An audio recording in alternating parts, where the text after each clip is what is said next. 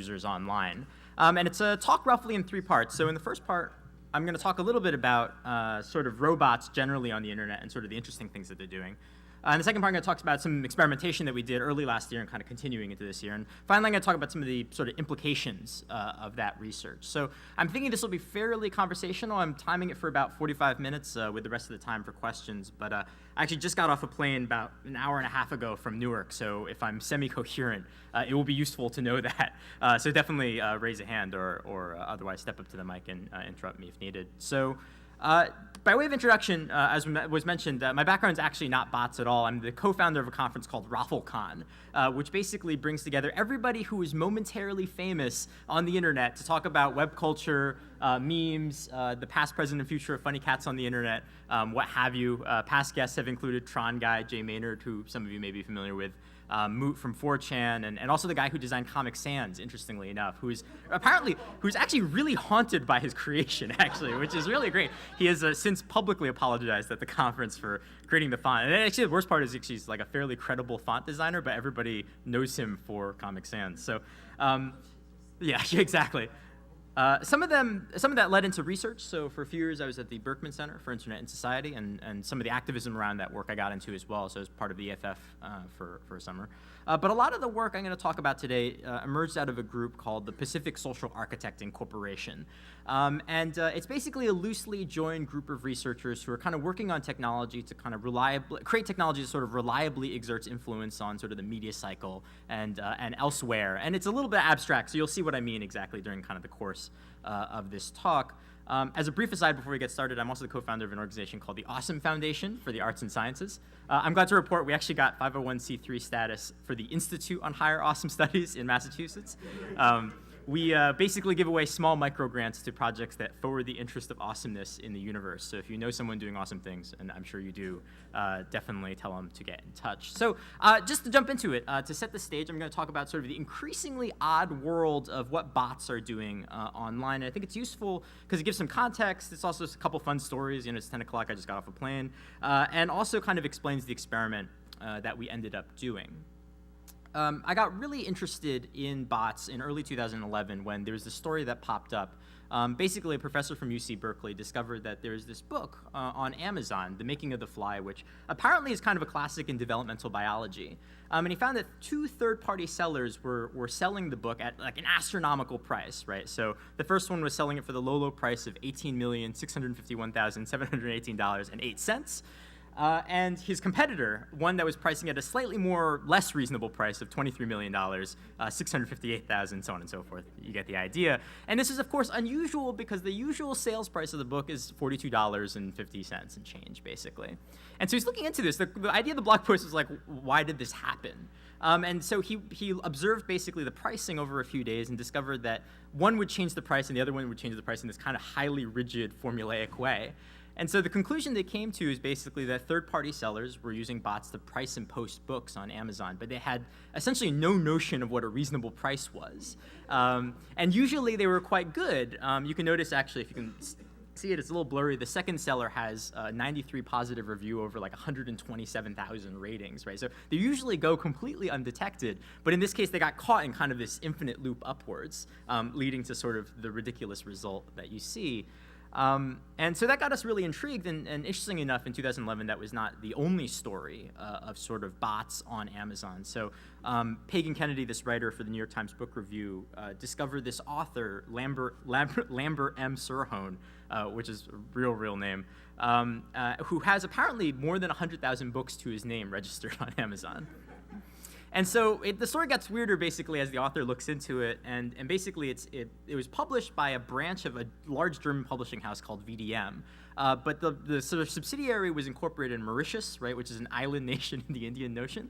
And basically, they did a couple calls to try to figure out what was going on. And the publisher was like, we're definitely not using robots to algorithmically generate books, if that's what you're suggesting. And, well, let me show you and you can decide for yourself. This is a representative book of what Lambert produces. This book runs for 104 pages. And they're essentially spam books, which is really intriguing. So basically, the author ordered one. It's basically a poorly assembled collection of Wikipedia pages, and it's actually advertised as a little thing on the cover you can see. But the more you look into it, actually, the less and less human it looks, because there's sort of bot-like mistakes that Lambert seems to make. So he published a book about the police, the band, but the sort of cover image is members of law enforcement, right? And so it's kind of this really kind of bizarre thing, and so there's just this sort of machine, this script that's just generating all these books out on Amazon, purchasable at prices from $10 to, I think one is priced at like several $100s. It's a great story. You should look into it. So this is kind of Amazon, but obviously, right, Amazon's not sort of the clearest example of bots on marketplaces, right? So the kind of rise of quantitative trading on the stock market, right? Like now quantitative trading accounts for a huge percentage of the volume on a lot of equity markets. And they're using these patterns that trade at sort of thousands of trades a second and leading to these kind of really interesting effects. And actually, interesting enough, you see the same effects in the stock market increasingly that you saw on Amazon, right? So some of you might have caught this really fun story, which is that it turns out that when the actress Anne Hathaway is mentioned in the news, the stock price of Berkshire Hathaway takes a small but significant jump upwards. And they're trying to figure it out, right? They're basically like, this is really odd. And they look into it, and basically the conclusion is that someone out there is running this incredibly sort of crude quantitative trading program that's like Hathaway is mentioned, buy as much of Hathaway as possible, and is leading to these kind of odd correlations in the marketplace. And you see the same sort of kind of critical events that you saw on Amazon as well, right? So you might have remembered this incident in 2010, right? This really odd incident where I think it's still the largest single-day drop, one of them in sort of stock market history, and is basically caused by the interference of a number of bots with one another, leading to this sudden critical drop in prices, and only to sort of regain it like a few hours later.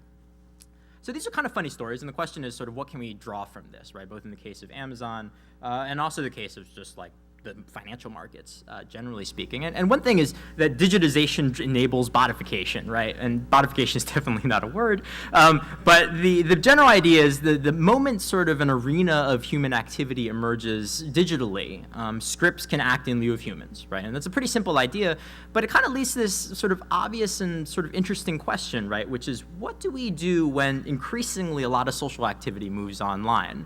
And obviously on some level, right, this shouldn't be considered new, right? So I'm sure some of you remember Smarter Child from the AIM days at all? Yes? No? Well, anyways, chatterbots on AIM, right? And because people have been socializing online forever, there's obviously been bots that have been interacting with humans forever, right? It extends back to IRC and BBS and so on and so forth.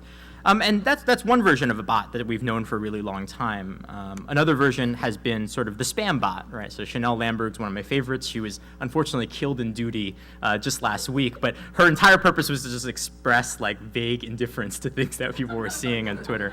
And these spam bots are everywhere, right? We know them as just a feature of the internet. But what's different in this context is that the bots that have been appearing on these sorts of platforms have become more important and widespread as those platforms have become more important and widespread, right? So you've seen the increasing use of bots, for example, to harass your enemies. So there was basically a scientist who got really tired of arguing with climate change skeptics online all the time. So he basically created a bot that just went in and harassed them, right? He would just drop in sort of links saying like, hey, you're wrong.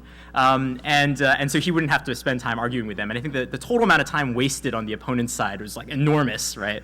Because people were basically getting into these large arguments with this bot, and obviously like the bot was named Turing Test, so they weren't quite, getting the idea. And some of these things are fun, right? Like they're small kind of harassing actions you can take, but I think the story takes on this really interesting dimension when you realize that governments are starting to get into the space, right? So Global Voices, which is this kind of blog project run at the Berkman Center, really cool, you should check it out, basically reported on this really interesting incident where it turned out that it appeared that basically spam bots were being launched in very large numbers to basically attack people who are pro-protest in Syria. You basically all these accounts that were instantaneously created, and the whole idea was to either fill sort of the hashtag with noise or to actually kind of actively argue against and harass the opposition. And there's a little bit of an arms race actually going on internationally. So in the recent Mexican election, they actually found bots from both parties actually supporting and attacking one another online in basically a bid to influence kind of public opinion. And the scale of this was actually much larger. It took place a little bit after the Syrian case, and you've seen the scale of this emerge to a much larger extent, right? So the bots here are running in the level of thousands.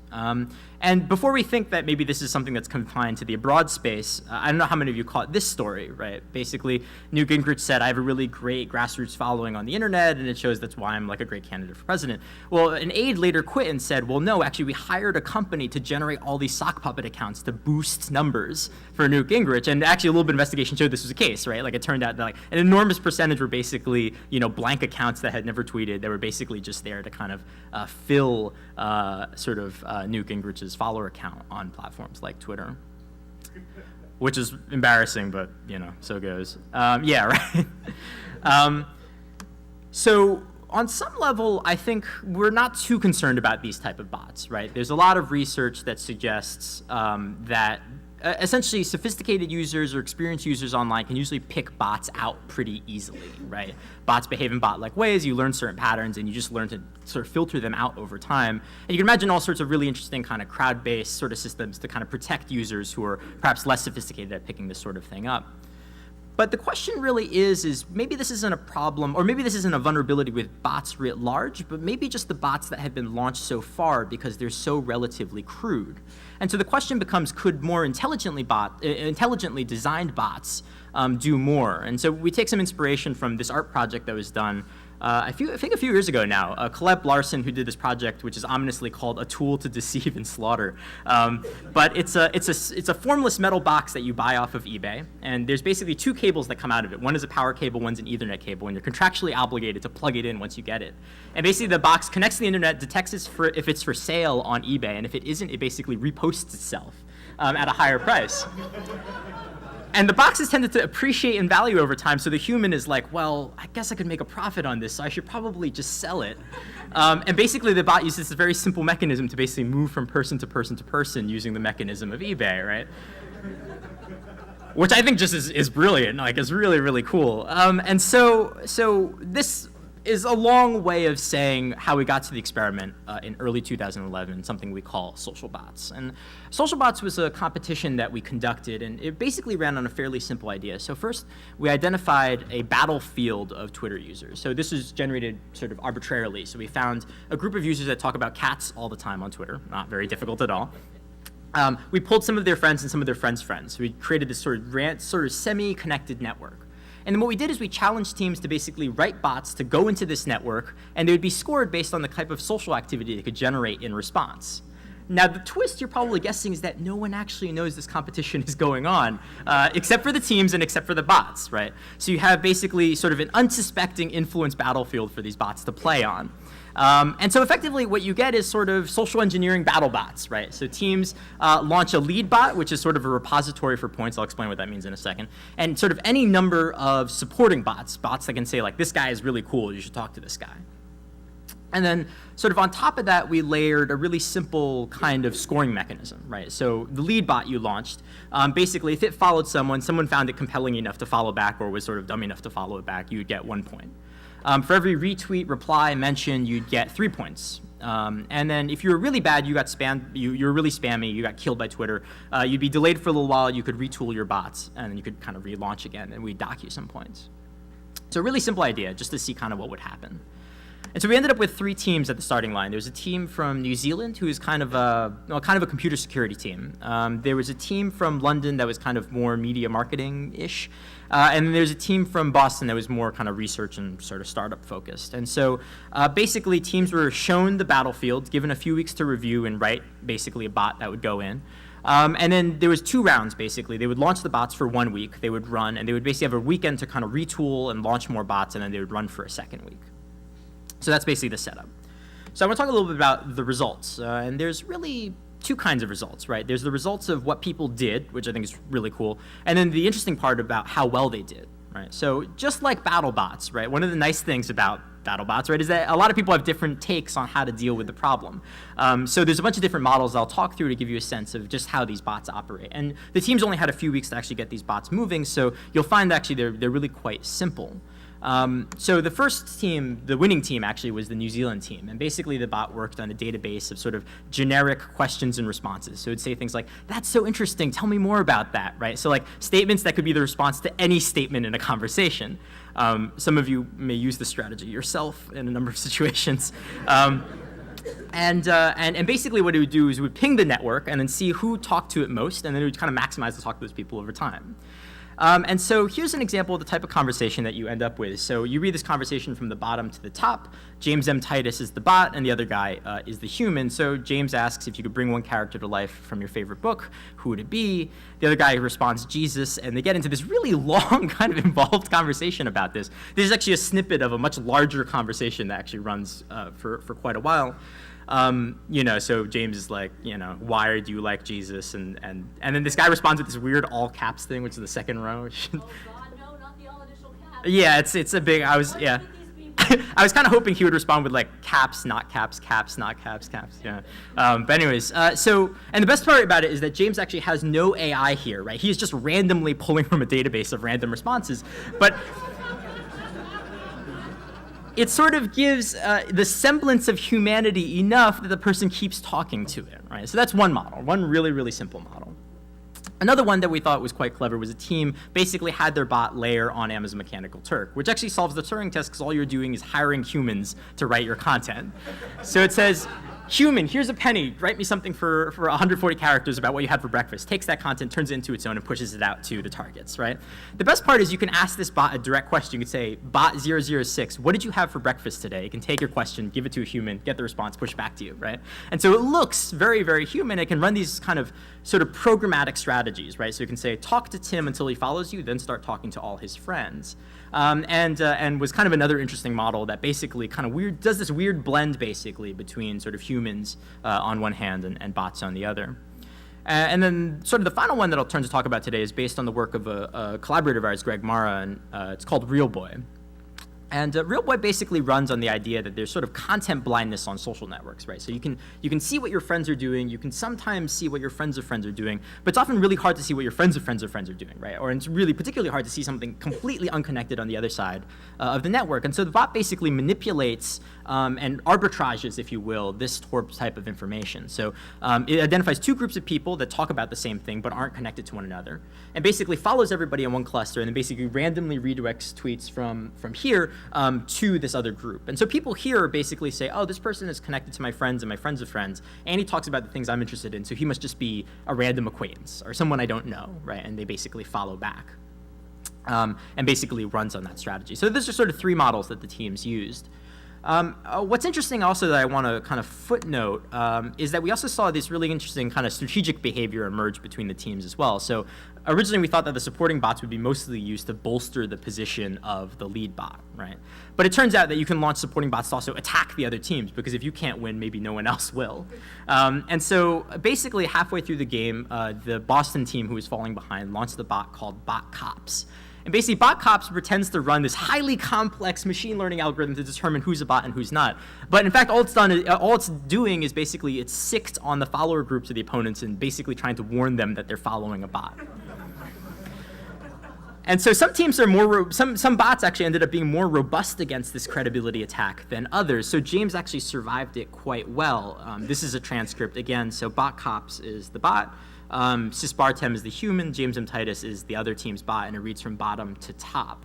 And so basically, Bot Cops is like warning there's a bot, and a lot of people were going to James and saying, are you a bot, are you a bot? And James was saying things like, I don't know, what do you think, right? And so we actually end up with all these really fascinating transcripts where people apologize to James for thinking that he's a bot.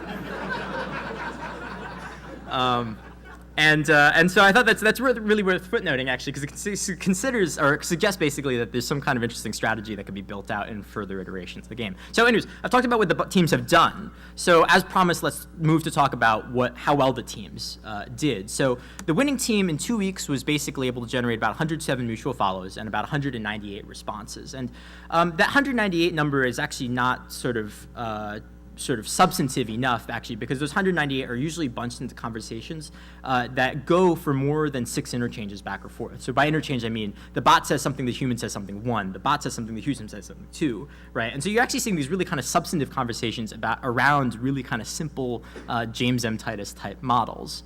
The 3 teams together connected with more than 50% of the network. But what was most kind of intriguing to us is that you would actually start with a network that was a little bit like this, right? Semi-connected and you know, not really, sort of mostly random, actually. And then 2 weeks later, you would actually end up with something like this.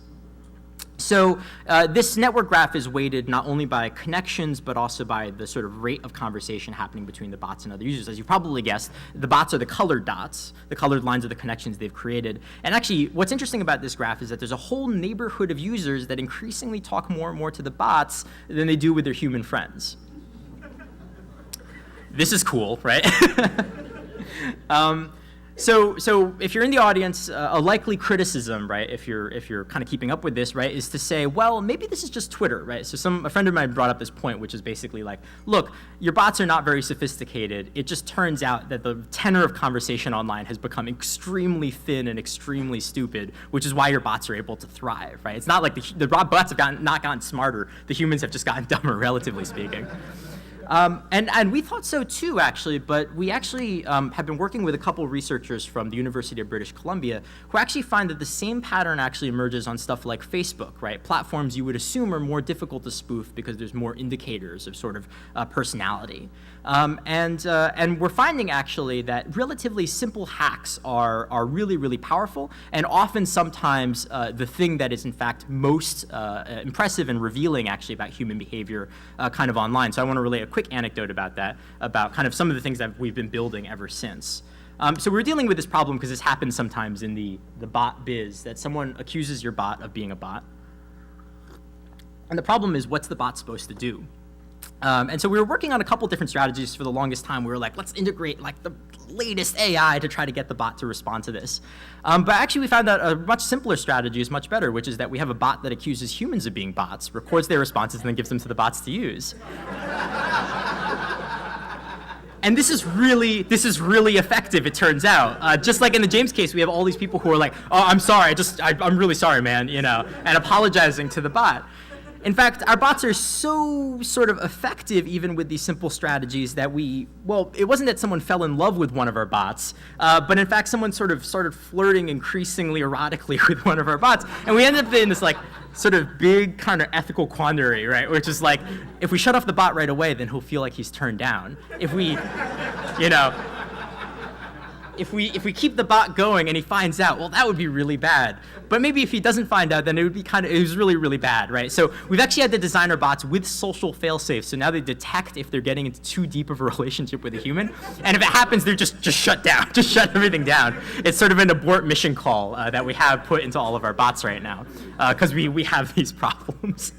But in addition to the simple stuff, we've been also sort of thinking more and more about sort of the complex things that bots can do, because we can start stitching them into other platforms, right? So the Amazon Mechanical Turk model is interesting because basically it allows the bot to hire humans to do the bot's bidding, right? And so what's interesting about sort of distributed labor markets like TaskRabbit, Exec, what have you, is you actually may be able to hire humans to do physical changes in the real world based on what the bot is detecting online in the social space, right? You can say, move this object from one place to another, make a reservation at a restaurant, right? The human can basically be leveraged to kind of get the results that the bot needs to get done in order to execute the program it needs to execute, right? So this is all kind of fun, but what we started to realize with kind of these examples were we had more than sort of a fun competition on our hands.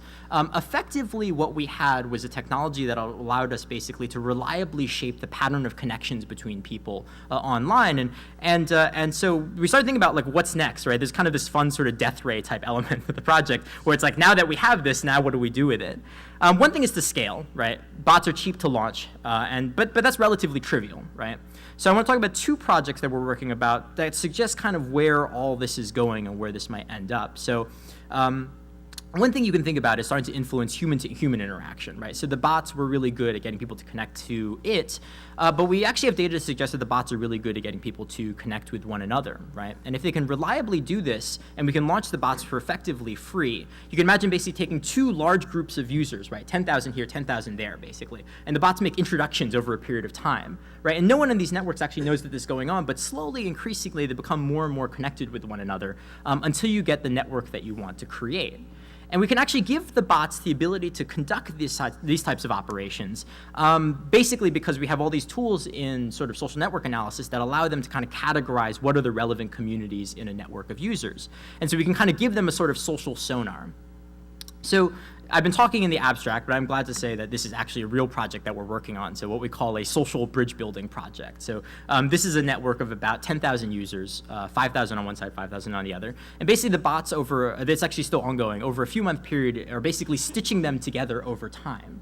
Right? And so increasingly these humans are friending one another, having conversations, small interactions with one another. And we can actually conduct this basically large-scale bridge building, actually without anyone knowing this is going on, actually. And so we're kind of working on this. The data initially is actually really interesting. So if you imagine there's like a set group of people and they happen to meet each other at a certain rate, there's sort of this like base level, background level friend creation, right? And according to kind of what we've seen, and we got to do more experiments to find out, it actually looks like we can kind of boost the natural connection rate by 2x, 3x, actually. So you can actually imagine using these bots as a type of sort of social fertilizer. You sort of seed them in, and they slowly kind of create the network you want to see over time. This is all sorts of insidious uses, which I'll be sure to talk about a little bit later. One interesting implication of this is actually once that the bridge is constructed, you actually end up with bots who are embedded in the network, right? They have certain credibility, they've shared certain types of stories.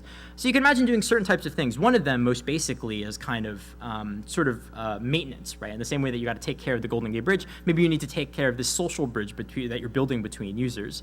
So we're thinking like, well, maybe what the bot does is detect, oh, I created this relationship between, say, Alice and Bob are no longer talking. And so the bot's designed to drop out all this content that's designed to get these people to talk again suddenly, right? So, hey, Tim, you may want to talk to XYZ. You haven't talked in a while. Or, hey, Tim, XYZ just shared this link you might want to check out, right? To basically just kind of force this kind of contact between users to try to spark these relationships back up into life again. But there's sort of fun things you can start to do, actually. So one experiment that we're planning in the next few months is something that we call happiness buffering. And it basically works on a lot of social science research that suggests that there's sort of emotional contagion both in real life and also on social networks. And this isn't too surprising. I mean, right, emotional contagion is just so far to say that you know someone who is happy, you are also happy in connection, right? Someone, your friend's friend is happy, and you are also likely to become happier in connection. And there's a lot of kind of explanations for why that might be the case. Part of it's sort of peer effects. And actually, just like the social network analysis tools, we can actually give the bots the ability to see this as well, right? So natural language processing kind of allow us to give the bots some notion of sort of emotion, right? The ability to measure the emotional state of a network. And so kind of what we're thinking is you can send a bunch of bots in, basically, and they're monitoring the emotional state of the network. And if it dips below a certain threshold, they're basically designed to beacon out all this positive sentiment, right? To basically try to buffer the emotional state of that network back again. And you can basically imagine using that for pushing it up, but also keeping it within a particular band, right? If people are getting too excited, release all this content that's really boring to kind of tamp down the effect of that, right? And basically what we've created is a really interesting kind of cognitive lever, right, into these social networks, right? We suddenly have this dial that we can say, we're going to amp this up or we're going to amp this down. We're still trying to work out the strategy of this, right? Because my friend actually mentioned this on the flight over. One of the problems maybe is if everybody's really depressed and all the bots are relatively much happier, it actually might not be a good thing. And so we're trying to figure out exactly kind of how to coordinate this, but it's sort of fun, right? You can start imagining using these bots as sort of electrodes that allow you to kind of influence the behavior of a social organism. And so we've talked about some of the fun sort of positive things, right? But you're probably thinking, okay, well, this is really cool but really creepy, so what are some of the negative uses? So another project we're thinking about right now is this concept of social penetration testing. Kind of gets me to what I eventually want to kind of close on today. So just like penetration testing, right, the question is whether or not we can use kind of the same techniques that are used in computer networks for social networks as well. So the premise of social pen testing is very simple. You basically have a network of users, you send the bots in, and basically what the bots do over maybe a few-week period or a few-month period is basically to sort of spread information with small inaccuracies, right? They're just sort of tainting the pool, right? They're retweeting a story, maybe changing the statistics slightly. And they're looking for where they're challenged and where they're not challenged, right? And effectively what they're trying to identify is the person who is the most influential but is the worst at evaluating whether or not something is real.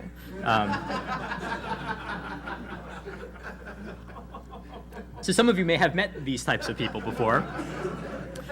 They often hold, you know, and if you can find that, right, you're probably guessing where this goes at, right? We've basically identified a cognitive vulnerability in the network, right? We can sort of have the bots basically seed disinformation into the network, which gains credibility. And what's interesting about this kind of project is you could be the smartest person in the room. We don't need to get to you. We just need to get to your gullible friend who you trust, right? And that gullible friend you trust may be several links away, right? But the bots can basically identify these sorts of patterns and assist in this, right? And just like in pen testing, right, there's two approaches, right? One of them is you can exploit that hole or you can fix it. Right? And so this is kind of fun because it opens up sort of an interesting space, right? The sort of human networks as computer networks. And the question is kind of how far does that metaphor go? And does it presage a world in which people sort of design systems not only to sort of influence networks in this way, but also sort of defend against it? And I think the sort of implications of this are really quite broad and quite interesting, right? So one of them is that sort of mainstream media increasingly comes to rely on these networks, right? Which is a huge vulnerability that something like these bots could exploit. You know, to the extent that I think I just heard, what is it, Fox News or something actually now has a Twitter correspondent, right? Someone who specifically tracks this, but you know they're not very good at evaluating whether or not something is real online, right? Which gives you suddenly a lot of lever control actually over the media cycle as well. But I think it's more than just fooling the news, right? Because if that were the only outcome of this, I think that would be fairly trivial, right? I think that happens all the time. But I think one of the things they're finding, sorry, I should explain this graph first. So this is a retweet graph that sort of emerged in the wake of the news around Osama bin Laden. And the research tends to suggest basically that the pattern of connections between people influence what news is considered credible, right? And where public opinion moves with regards to the facts. I mean, I think that's a really, really powerful thing, both on the positive side and on the negative side, right? You can imagine, for example, trying to get people to become more civically engaged through these bots, or another approach is to say, well, maybe, you know, we want to sell Coca-Cola to these kids, but, you know, we don't want to advertise them directly. So it's fine. What we'll do is we'll just have those groups of users become increasingly connected to users who do drink a lot of Coke over time, and we'll just let kind of the sort of social influence take it the rest of the way. And so I think this leads to actually a bigger effect, and sort of where I want to close on. We take a lot of work, or sort of inspiration from the work of a professor at Harvard Medical School, Nicholas Christakis, who's sort of most sort of famous / infamous for proposing that stuff like obesity, right, is actually, has a social element, right? There's a social contagion sort of dimension to it. And, you know, if someone that you don't know suddenly gains a lot of weight, right, there's actually kind of some kind of impact that impacts you. And so insofar as the bots give us some power over that, I think there might be some sort of really, really kind of remarkable sort of possibilities. So anyways, I want to keep it fairly short and just kind of turn to the balance of my time on questions. But here's sort of my obligatory contact information. And thank you very, very much for your time this morning.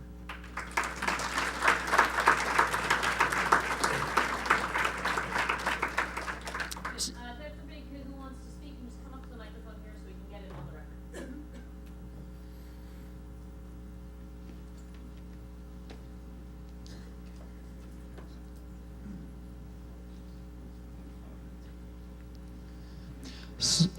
So I'm curious about people using bots for personal gain, to become more popular, get more dates, Sure. etc.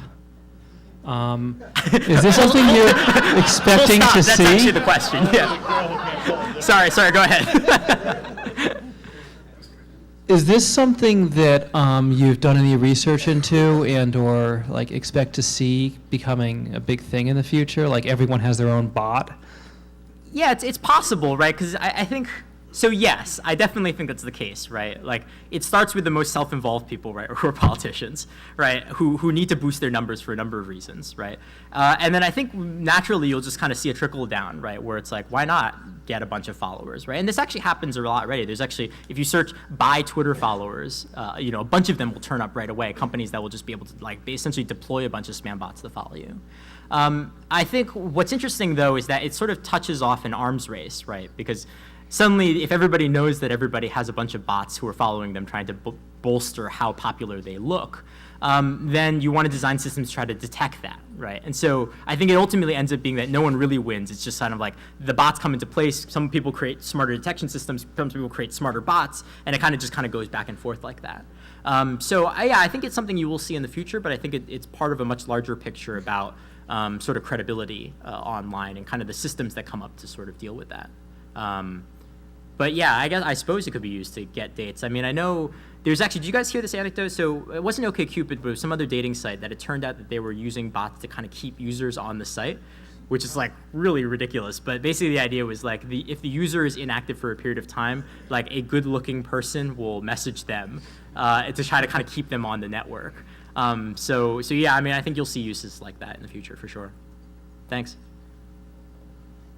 Hi, I'm an activist around human rights in China, and this is really alarming. A wonderful, wonderful talk, really great, but also a little bit alarming because one thing that's been happening, as you may know, is that people can introduce really controversial or real just news that hasn't been censored really quickly onto microblogs in China, and then it gets pretty far before it gets tamped down. I'm wondering if you could talk about the potential nefarious uses of the materials that you were, by governments that are trying to censor users or something. Right, definitely. So yeah, I think there's certainly a couple things that you can imagine that are the ways you can imagine this technology being used to sort of tamp down activists, right? So one of them certainly is kind of what's been tried in Syria and elsewhere, right? In the cases I talked about. As I mentioned, I'm not too concerned about those because the bots have been so relatively crude, right? They're so noisy that you can imagine a sufficiently smart technologist designing systems to filter them out. I think the bigger problem comes when basically governments realize that the strategy isn't to try to increase the noise or censor the user, but allow the user to operate, but kind of shape the social universe around them, right? So one of them is you can imagine saying, well, we can get a bunch of bots to follow this activist, and then once he's sufficiently kind of within that network, we can get him to spread false information we can later discredit him with, right? That's pretty big. I think there's another thing which is just a matter of sort of surveillance, keeping tabs. And so I think there's really a number of uses. And I think, again, there's sort of this arms race element where it's like, can we design technology fast enough? I think right now it seems like, the bots or the governments haven't really caught on to date. I think if the stuff I'm talking about in terms of kind of like the large landscape shaping stuff becomes bigger, they may not even need to deal with the activists, right? Because the idea is just shape the pattern of behavior on these networks in a way where the norms don't support spreading this information, right? And then you're in real trouble, right? Because then you don't even have a base to talk to. But to my knowledge, I don't think anyone's doing anything that sophisticated so far, but that we know about, right? So. Thank you so much. Such a great talk. Thanks. Yeah, hi. I think there's a huge potential for evil here. But Yep. There's also some potential. That's the case. I just think it's honestly so cool. But there's also a huge potential for good. Somebody once introduced me to a project where what you try to do is introduce people on opposite sides of a war zone to become pen pals. The idea being that because you see that the person on the other side is really human, you can influence your government and influence politics in a way that you reduce the inclination towards following the government propaganda to continue into a war. So, Was it effective or? It's very new. It's a very, very cool concept. It's very simple, but it deals with very simple things like, for example, if you're in Israel and you play tennis and somebody else is in Iran and they play tennis, it's like, well, why don't you just talk about tennis and tennis clubs and what you're doing and stuff like that? And you get people who are talking about really generic, daily kind of things on opposite sides of, in that case, not a war zone, but a heated political climate. Right, It humanizes the opposite Wait, side. so like, and do they start with the tennis though? So it's like, surprise, they're Israeli, or like? Oh, no. Well, what? It's. I don't want to digress too much because Sorry, I don't want to keep you. Right. I can't remember the name of the Sorry. project, but I thought it was really cool. But the principle was that you knew full well you were getting into it. So right. you're an Iranian and you're like, oh, okay, cool. I want to talk to somebody from Israel that I have common interests with. What are my interests? Blah blah blah blah blah, and then it connects you. And you Right, start right. chatting. So very up and up, very very safe and all of that. Right. So I was thinking about this while you had your talk of like, well, now you could take 5,000-10,000 people from one side of a border and 5,000-10,000 people from another side of the border, and either get them thinking at the same thing and talking to one another and having fun together, or you could make things more hostile. Yeah, sure. Right. Yeah, there's some really evil potential here. Yeah, I think it flips both ways. Like, I think it really is. I hate to say it, it's sort of the NRA argument, right? It's like, it's a gun, you know? Like, I think, there is this interesting element to which I think the technology can really be used in both directions, right? And I think, the mind really has a way of going towards the not so great stuff. But I agree with you. I mean, I think there's a couple applications we've been thinking about where, even having the bot being transparent might actually be a really powerful thing, right? Yeah. So one of the things they found, for example, when the kind of post-election crisis in Iran was going on, was that there's basically a small group of sort of expat bilingual users that played a really big role in basically translating what was happening on the ground to sort of the mainstream media at large. Right? You can imagine situations where not every movement has that critical mass of users, and you actually have translator bots, right, that are basically helping to create more or lower rather the friction of stories flowing from one part of the network to the other, right? And that's one case in which the bots could be completely transparent, but I think have some really good positive uses as well, both in terms of encouraging communication and onwards. So, Yeah, I'd be very curious to see what happens in the future with your projects. Thank you. Awesome, thank you. Hi. Great talk. Thank you. I just want to ask a little bit about software testing implications of these networks. Right now, if you're a web developer and say you're relying on Facebook OAuth or something of that nature, Facebook allows you to create a group of test users and their network as they relate to each other, which is great for some basic scenarios, but to really exercise narratives and personas that you want your potential software to be a part of, this would be really useful. Yeah, no, I think so. Yeah, I think there's probably less. I was talking with a friend recently. It's kind of like, well, there's actually there's like a lot of parts you can pull out of this that would be useful in other applications that don't seem like so insidious or so high stakes, right? I think one of them is like definitely that, right? Are there any like initial frameworks for creating networks of bots to exercise your own software? I think probably you should get in touch. I mean, we haven't really done much work into it, but I think there's actually nothing saying that you couldn't just kind of retrofit, these bots to do that for sure. So, Great. Yeah. Thank you. Thank you. In line with that, how hard is it for a noob to begin implementing some of these bots? Not very difficult at all, actually, which is, I think, what's really fun about the whole project. Both because the time to set up is very short and relatively simple programs lead to really interesting effects. Does it require the computer to be online 24/7? Ideally, actually, but we've actually found that bots are more credible if they go to sleep just like humans do. So some of the bots we've designed become like less active during the evenings, or they stop tweeting at all during the evenings. And so it doesn't necessarily have to require the computer to be on all the time for sure. So is the software actually open sourced? Yeah, we can actually get, if you search for, it should be still online, the code for all the bots from the original competition available under MIT all online. There's also a .NET application because someone wrote one, but it's all there. So.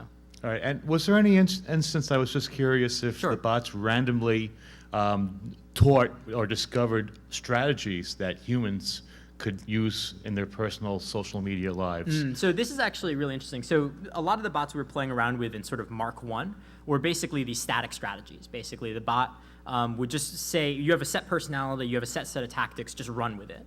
But increasingly, thank you, what we're working on is essentially the bots will have essentially a library of different tactics and a library of different personality characteristics. And so when you drop them into a network, they're basically blank, right? They're like, I'm a guy in New York. But over time, they test out what types of things of their personality and what types of tactics are most responsive within the community, and then they kind of shift their personality accordingly, right? And you can kind of do that because it would sort of just update, right? Oh, this one worked this time, this one worked this time. And so basically the bot's trying to figure out what configuration of personality and tactics will get me the best result. And much like humans, actually, that's what humans do, right? They're like, oh, I'm in this context. These are the sorts of things that people respond to, so I'm going to do them more. And I think we're really excited about that because over time, like basically the bots will just, they're plastic, right? They'll basically shape to the container that you put them in, so. That's fascinating. Thank you for the great talk. Thank you. Hey, I really enjoyed the talk, thanks. I was actually curious, and I don't know if there's a lot of material to go on this, but to follow up on what you were talking about in terms of emotional contagion and right. bots and social networks. Particularly in terms of sort of artificially creating a band of specific emotional range. Right. And I was wondering if any work has been done to determine whether there's sort of a natural band of like homeostasis that happens before bot intervention on those networks, or... Well, yeah, so one of the, we've run into this problem basically. I've talked before like a number of sort of academic audiences, and the response is very much like, this is really cool, this gives us all sorts of results, but we could never ever touch this because this is like, this violates every IRB rule in the book. Right. Yeah, so the problem, yeah, right. So the problem is that there's not actually a whole lot of research on this. I mean, to our knowledge, it's like the folks at University of British Columbia and like us, and then like maybe other creepy people who aren't talking about it. And so I don't know actually, you know, whether or not sort of the emotional state sort of basically has some kind of equilibrium before the bots enter. I think that's probably what we're going to find out in the research we're going to do with the kind of happiness buffer project. So. Well, thanks. I'll follow up. Yeah, definitely. Thank you. Awesome talk. Thanks. Quick question. You talked about the fact that you are connecting user communities that are on the same side, and there's a positive feedback. And then you mentioned about the ability to possibly use it for commercial. You drink Coke, you don't drink Coke, you connect them and they'll drink more. Isn't there a better chance that it will be a negative backlash, and those who are drinking Coke, you'll start losing the urge to drink Coke? Right. Oh, so you think actually that there's like, yeah, I think because a lot of social stuff, it does work like this, right? Where it turns out that like everybody's doing it. It must suck, you know? Like, and I think it actually applies. Or you're actually against you don't drink because you know it's bad for you. So you talk to them and convince them that that's a bad thing to do. Right. And I think with a lot of this stuff, there's certainly an element of playing with fire, right? So it's possible, and I mean, given, you know, the way marketing usually works, I totally believe that some company will try this and it will totally blow up in their face at some point, just because that's sort of the nature of the world. But I think, and so I agree with you. I mean, I think there's a lot of situations where that could occur, where you imagine that like if a sufficiently activist user is in play, he may actually kind of disrupt your model. But I think what the bots do in that case is just know to avoid those types of obstacles, which gets you into this really interesting engineering problem of like, how do you figure out who's going to follow the bot and who's not? Right. And one of our collaborators, he was at Stanford last year, was working kind of on this threat model essentially, where he was taking the model from the competition and saying, out of all those users, who are the most susceptible to bot influence? And he's kind of working on a couple of them, but the initial results seem to suggest that basically people kind of like on the edges of the network who don't talk to many other users interact very highly with the bots, right? And so, you know, you can imagine kind of more sophisticated interaction models where the bot basically goes after those edge users first and then tries to move in on the network. You know, we're almost thinking like there might even be a room for like bots to work together in swarms, right? So one bot is the bad cop and the other bot is the good cop, right? Like, you suck, and then the other bot's like, don't say that about him, and then basically the bot uses that to kind of level in. So I think there's a world of tactics here, all of them that might get around that sort of problem, but I think the research is still open for sure. I think that it may be even more complex in the case of opposing political opinions Oh, or absolutely, about, yeah. because then you can, you know, you're trying to connect them so they can get friends, but you might create actually again an exponential, more extremist positions being swayed one way or Right, another. and I think we're gonna have to design those fail-safes in, right? Like in the same situation as like someone falling in love with the bot, right? Like sometimes you just need to like put a cap on it. So yeah, thank you. If your sort of social bots were entered into the Loebner Prize competition, where do you think would be its strengths and what do you think would be its weaknesses in the... Yeah, I think it would lose. Yeah, I mean, I think, you know, with this is sort of interesting because it turns out like that the Turing test type things, type competitions are easy to beat on stuff like Twitter, right? Because the conversation's so thin. Like a lot of these bot personalities fall apart on one-to-one communication. So if someone's sufficiently aware, and it isn't just sort of ambient information, they can really just hammer at the bot until it sort of falls apart. And that is certainly something that happens. And so I think against traditional AI competitions, they may actually not fare so well. But they're particularly good online just because of sort of like what are the norms around that platform. Although I think there's actually this really interesting merger actually between those two at some point, right? Because the thing with a lot of like Loebner Prize, like stronger, really researched, really powerful kind of AI is that it tends to be more computationally intensive, right? And so you can imagine a system where the bot basically uses these really simple strategies, but if it realizes it's in trouble, it can kind of call something more sophisticated in, or even call a human in, right? And so I guess my answer is like it's a little bit complex, but at least for like most AI competitions where it is very much one-to-one interaction, they would not be as strong for sure. Thank you, and great presentation. Great, thank you. Cool, I think, one more. That'll be actually perfect with the time, right? All right, so basically as I see it right now, like the worst case scenario for your bot is like you have these fail-safes programmed in and you shut them off if something goes wrong. What is the worst case scenario? Like I see no negative repercussions for the bot creator pretty much no matter what. Like you're pretty easily able to hide yourself and just shut these off and get out. Is there any negative repercussion even possible for the creators? Not really, no, I don't think so. Which is why I think actually like you'll probably see more of this stuff in politics over time, because the usual question is like, am I going to be found out for using bots that support me? But I think with even like a little bit of sophistication, it becomes very difficult to detect who's behind these sorts of things. In the same way that it's difficult to detect like who's behind the Amazon stuff or the quantitative trading, right? So that pattern they found between Anne Hathaway and Berkshire Hathaway, it basically happened, and then a few months later they looked for it and it was no longer there, right? Because presumably someone fixed the program. But it's just difficult to tell with some of these systems. So yeah, I mean, I think there's the possibility of negative repercussion is actually quite low. So cool. I think that's all. Thank you very much.